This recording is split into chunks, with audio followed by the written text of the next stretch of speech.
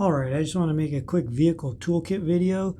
In here I laid out all the tools that I keep in my vehicle, and I've broken it down into, on the left side, tier 1, and on the right side, tier 2.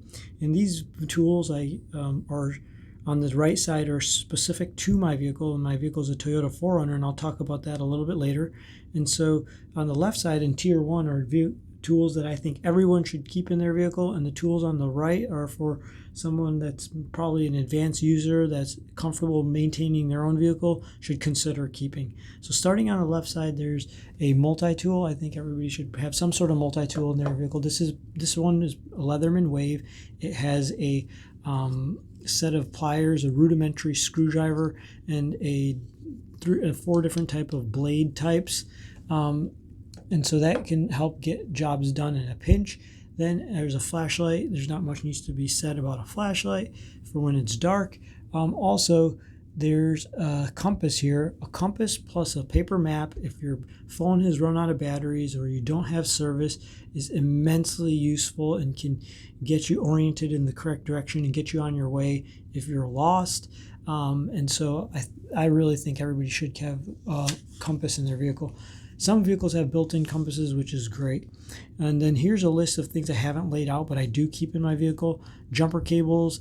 If you need to jump your vehicle, most of the time you're stranded is because your battery's dead. So you can also use one of those battery pack jumper cable alternatives.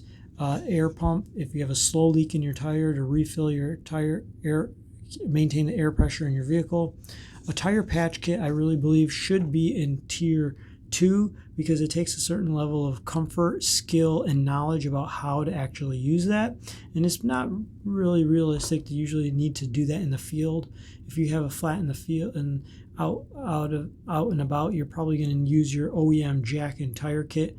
Regarding the OEM jack and tire kit, if you ever buy a used vehicle or even from the dealership for that matter, make sure the OEM jack, tire kit, and spare tire are all there in the vehicle at time of purchase. And if they're not, then you may need to, tell the dealership or adjust the price with whoever you're buying the vehicle from to account for replacing those items, because that's a must-have. Recovery strap, I do keep one in my vehicle. I think people should, but if you're going to put one in your vehicle, recovery straps need to be treated with the utmost amount of respect, with consideration to safety and knowledge of how to use them. If you secure it to the wrong part of your vehicle, you could either further damage your vehicle, or even worse, the part you've secured the strap to could fly off, and it's coming off at so much force it could potentially severely injure you or kill you. And then gloves and eye protection, that goes without being said. Gloves for when your vehicle is dirty and you need to replace a spare tire, or if there's greasy and muddy, to keep your hands clean and protect your hands. Eye protection, whenever you're fastening or loosening something with some force, there's always a risk that it could break off or break free and fly off and damage your eyes. So don't forget about safety equipment as well. Here's some duct tape. Just a small portion can come in handy. Here I have a set of regular pliers. Whenever you need to hold something, grip something, put vice hose clamps back into place. Your fingers are not going to be able to generate the amount of force you can by grabbing, pushing these together and holding something at the tip. So this will not only save your fingers, but you'll be able to tighten or loosen bolts. And then same thing goes, but just in a smaller form. A pair of pointy nose pliers accomplish the same thing, just if there's a smaller item. And then this is an adjustable wrench. This is immensely versatile. These are all general purpose tools. They're non-specific or not vehicle specific as these are, but this can accommodate an array of different size bolts that you may need to either tighten, loosen, fasten, undo. So instead of carrying the specific size combination wrenches as you see laid out here on the right in tier 2, this can basically replace that to be used in a pinch. Of course, it's not size specific tool, but it has the amount of versatility this offers is immense. I think that's a must. Here's a flathead screwdriver, and I use this not primarily for loosening and tightening flathead screws, which in modern cars you don't find that many of.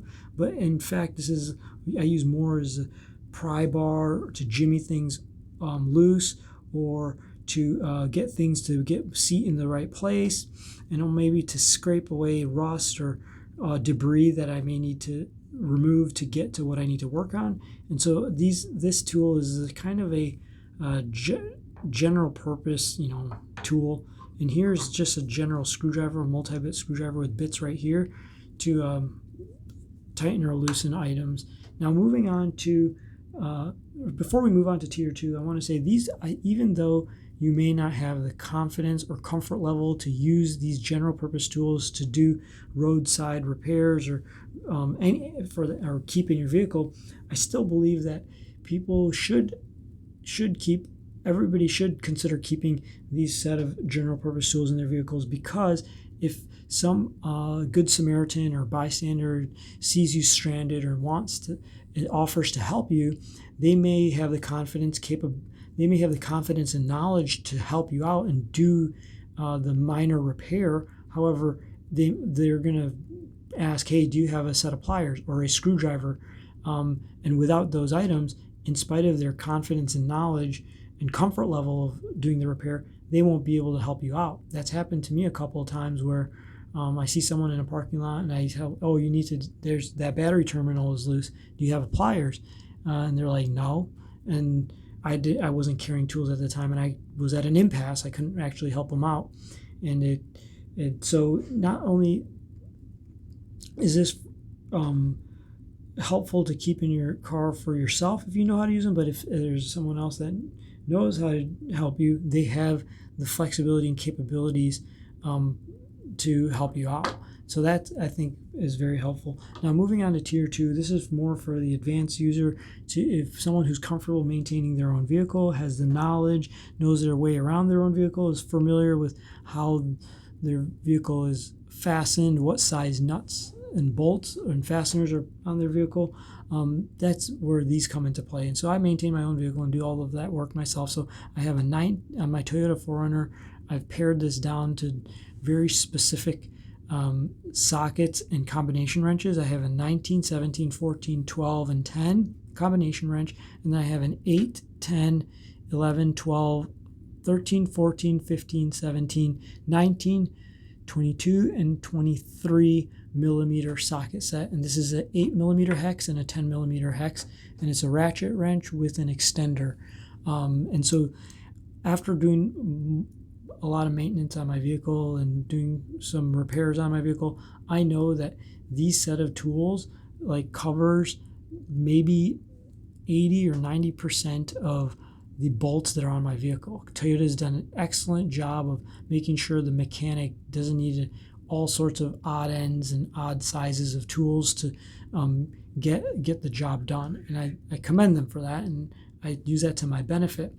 Now, speaking of this, I also think not only do you have the knowledge, also you have to be cognizant of not getting carried away. I only have a limited set of tools because I know that I'm only going to be able to fix so much out in the field in a safe manner, and also in a way that I'm not getting the repair to a point of no return. What I mean by that is sometimes with this small set of tools, you'll be able to take things apart, but then putting them back without either an extra pair of hands or maybe a pry bar or a special tool can be very difficult. And you don't want to get a functional vehicle even less functional by getting to a point of no return during a repair. And so this also protects me in that way to not do more advanced repairs that I might not be able to accomplish out in the field. And there's also a component of safety. If I'm working on heavy duty components, it's not the safest way to work on it without proper jack stand, a proper floor jack, as opposed to the OEM jack that's included in the vehicle. And so it may not be the safest time or place to do that.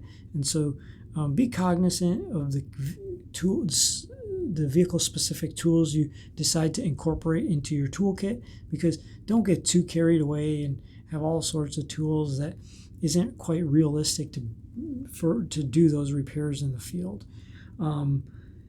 And of course, it's with your confidence, comfort level, and your knowledge. And first and lastly, and most importantly, always keep safety in mind and don't get yourself into an unsafe situation where you're either stranded or you're doing a repair where the vehicle could fall on you and you could be injured.